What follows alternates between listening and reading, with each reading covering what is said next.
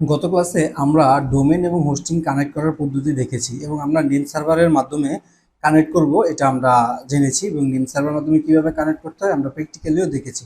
আমি আবার একটু রিক্যাপ করতেছি। নেম সার্ভারের মাধ্যমে ডোমেন হোস্টিং কানেক্ট করতে হলে অবশ্যই আপনার ডোমেনের ম্যানেজ অপশনে গিয়ে আপনার ডিএনএস আপডেট করে নেম সার্ভার প্রোভাইড করতে হবে। অর্থাৎ হোস্টিং কোম্পানি যে নেম সার্ভার আপনাকে দিবে সেটা আপনার ডোমেনের ম্যানেজ অপশনে গিয়ে আপনি বসিয়ে দিলে কানেক্ট হয়ে যাবে। তো তারপরে যদি কোনো প্রবলেম ফেস করেন তাহলে অবশ্যই আমাদের ডেডিকেটেড ফেসবুক গ্রুপে আপনি কি প্রবলেম ফেস করতেছেন তা লিখে পোস্ট করবেন, আমরা আপনাকে সাপোর্ট দেবো ইনশাল্লাহ। তো আজকের এই ক্লাসে আমরা শিখব সি প্যানেলের লগ ইন কীভাবে করবেন এবং সি প্যানেলের পরিচিতি। আমরা সম্পূর্ণ সি প্যানেলে লগ ইন করার দেখব এবং এটার বেসিক পরিচিতিটা সম্পর্কে জানবো। আর সি প্যানেলে লগ ইন করতে অবশ্যই হোস্টিং কোম্পানি আপনাকে লগ ইন অ্যাক্সেস প্রোভাইড করে দিবে। লগ ইন অ্যাক্সেস প্রোভাইড করে দিবে, ইউজার নেম, পাসওয়ার্ড, লিঙ্ক সহ অল আর এভরিথিং। তো আমরা প্র্যাকটিক্যালি দেখি কিভাবে সি প্যানেলে লগ ইন করতে পারি। তো সি প্যানেলে লগ ইন করার ক্ষেত্রে আমরা আমাদের মেইন ডোমেন, যেটা আমাদের মেইন ডোমেন, আমাদের হোস্টিং কিনতে গেলে মেইন ডোমেন প্রয়োজন ছিল বা মেইন ডোমেন আমরা দিয়েছিলাম, ওই মেইন ডোমেনটা আমরা লিখব। মেইন ডোমেনটা লেখার পর আপনি যদি দেখেন এর সাথে স্ল্যাশ সি প্যানেল লিখতে পারবেন। সি প্যানেল লিখে ইন্টার প্রেস করলেও আপনি লগইনের প্রসেসটা পেয়ে যাবেন। তো সেখানে আপনি ইউজার নেম এবং পাসওয়ার্ড দিয়ে লগ ইন বাটনে ক্লিক করলে লগ ইন হতে পারবেন। এই ইউজার নেম এবং পাসওয়ার্ড হোস্টিং কোম্পানি আপনাকে প্রোভাইড করে দিবে। তারপরে যদি আমি দেখি এখানে যে 20 এবং 83, আমি যদি একটু কেটে দিই এটা, আপনি যদি এখানে ডোমেনের পাশে ক্লোন দিয়ে 2083 লিখেন, লিখে যদি ইন্টারপ্রেস করেন তাহলে আপনি আপনি লগ ইন করার অ্যাক্সেস পেয়ে যাবেন বা লগ ইন করার অপশনে চলে আসবেন।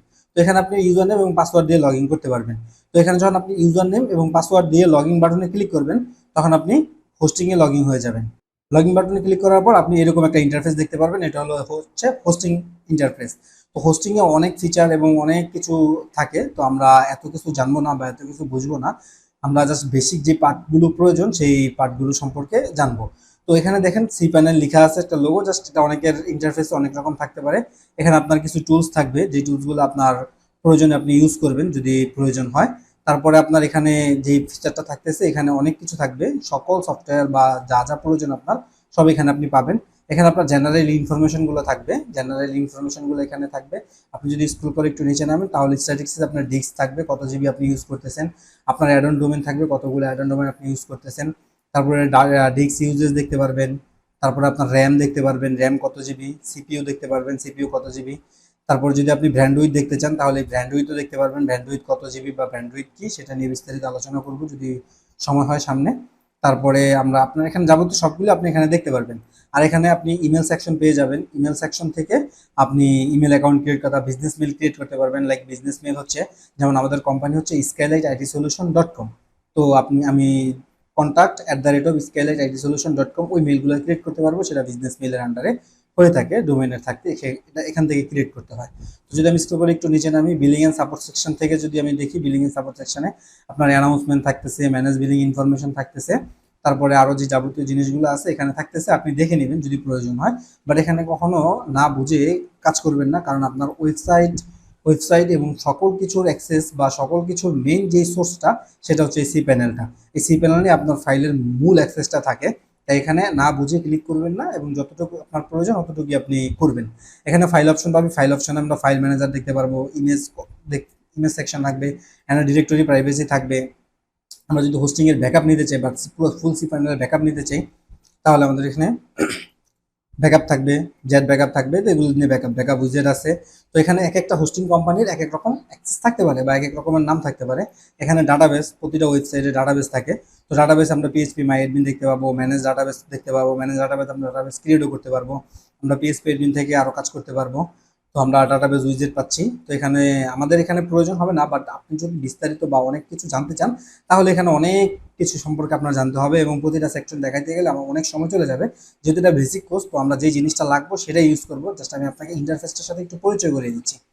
তো এখানে ডোমেন আছে, ডোমেন সেকশন হচ্ছে, ডোমেন তো আমরা জানি ডোমেন কি। তো এখানে চাইলে আমরা ডোমেন জোন এডিটর, যে জোন এডিটর দিয়ে আমি আপনাকে দেখিয়েছিলাম যে সি সি নেম বা সি রেকর্ড বা আইপি অ্যাড্রেস দিয়ে রেকর্ড করা যায়, এই জোন অ্যাড্রেস দিয়ে করা যায়। ডাইনামিক ডিএনএস, তারপরে যে ডোমেন সেকশন, ডোমেন, এখানে ডোমেন অ্যাড করা যায়।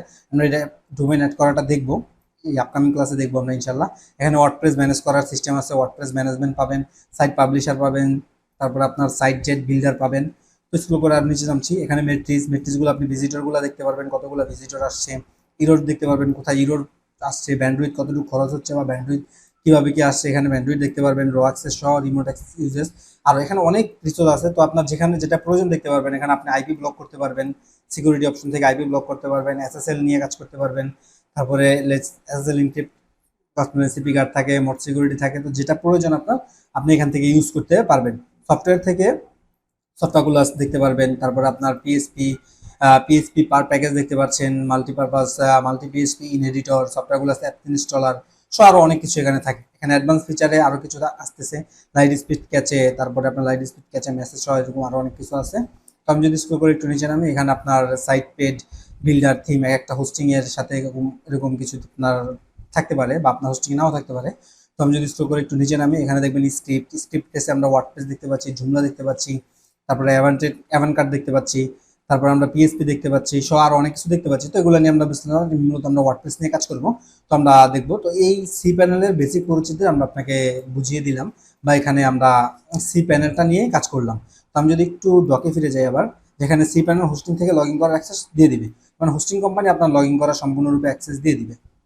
তো অ্যাক্সেস দিয়ে দিলে আশা করছি আপনি লগ ইন করতে পারবেন এবং আপনি পুরো সি প্যানেলের পরিচিতিটা বুঝতে পারছেন। তো আজকের মতো ক্লাস এখানেই শেষ করছি, আগামী ক্লাসের আমন্ত্রণ জানিয়ে আজকের মতো বিদায় নিচ্ছি। ভালো থাকবেন, সুস্থ থাকবেন, আসসালামু আলাইকুম।